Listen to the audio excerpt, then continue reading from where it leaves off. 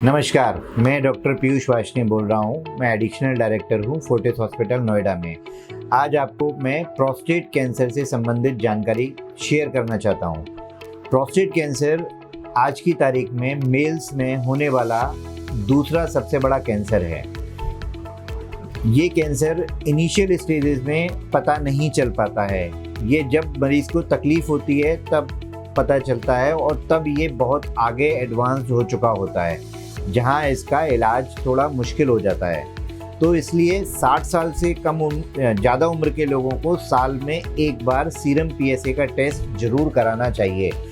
Serum PSA का test कराने से ये पता चल जाता है कि मरीज़ को प्रोस्टेट कैंसर तो नहीं है, क्योंकि जब इनिशियल स्टेजेस में इस कैंसर का इलाज संभव है। किसी भी कैंसर के इलाज में दो तरीके की चीज़ें होती हैं। पहला क्योर, जहाँ पे कि पूरी बीमारी को जड़ से ख़त्म किया जा सकता है। दूसरा है पैलिएशन, माने कि उस बीमारी से संबंधित कॉम्प्लिकेशंस को डील करना है, जहाँ हम बीमारी को ख़त्म नहीं कर सकते। तो अगर प्रोस्टेट कैंसर में क्योर संभव है तो वो तभी संभव है जब हमें ये अर्ली स्टेज में पता लगे। प्रोस्टेट कैंसर की जो स्टेजेस होती हैं वो 3 तरीके की होती हैं। पहली लोकलाइज्ड, माने कि प्रोस्टेट कैंसर अपनी प्रोस्टेट तक ही सीमित है, बाहर कहीं नहीं फैला हुआ। दूसरा लोकली एडवांस, जब वो आसपास के लिम्फ नोड्स में भी चला गया है। और तीसरा एडवांस्ड या मेटास्टेटिक, जब वो बोन्स में, लंग्स में, लिवर में जा चुका है। तो जो पहली 2 स्टेजेस हैं जहाँ पे लोकलाइज्ड कैंसर है या जो सिर्फ लिम्फ नोड तक गया है, ये फेवरेबल प्रोग्नोसिस होती है, माने कि यहाँ पे क्योर संभव है।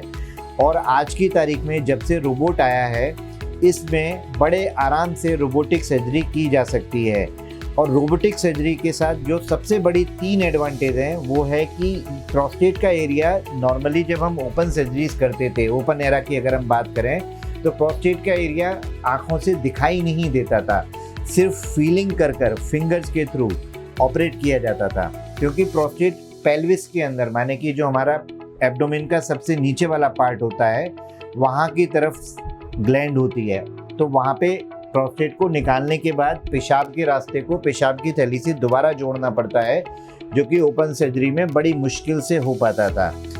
रोबोट के आने से ये चीज़ बहुत बेटर हो गई है, क्योंकि रोबोट हमें 10 गुना मैग्नीफाइड विजन देता है, जिससे हमारा प्रेसिजन, माने कि कैंसर को आइडेंटिफिकेशन करना ड्यूरिंग द सर्जरी ईजी हो जाता है। दूसरा, इसमें 3D इमेजेस दिखाई देती हैं, तो 3D इमेजेस में हमें उसको जोड़ने में बड़ी आसानी होती है, जो कि ओपन सर्जरी में संभव थी लेकिन बड़ी मुश्किल से होती थी। एंड तीसरा, रोबोटिक सर्जरी करने के बाद पेशेंट में एक तो ब्लड लॉस कम होता है और पेशेंट बहुत जल्दी ही अपनी लाइफ में रिकवर होकर वापस आ जाता है।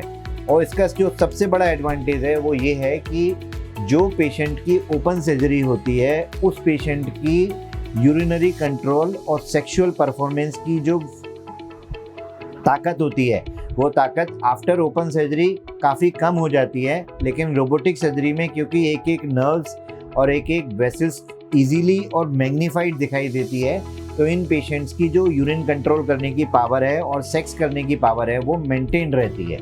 ये इसका सबसे बड़ा एडवांटेज होता है। तो मेरा आप लोगों से कहना ये है कि जब भी आप, मतलब पहली बात तो आप अपनी स्क्रीनिंग कराते रहिए। अगर आपकी उम्र 60 साल से ज़्यादा है तो साल में सिर्फ एक पीएसए का टेस्ट कराना है, ताकि आपको अगर कोई चेंज हो रहा है वो पता लग जाए।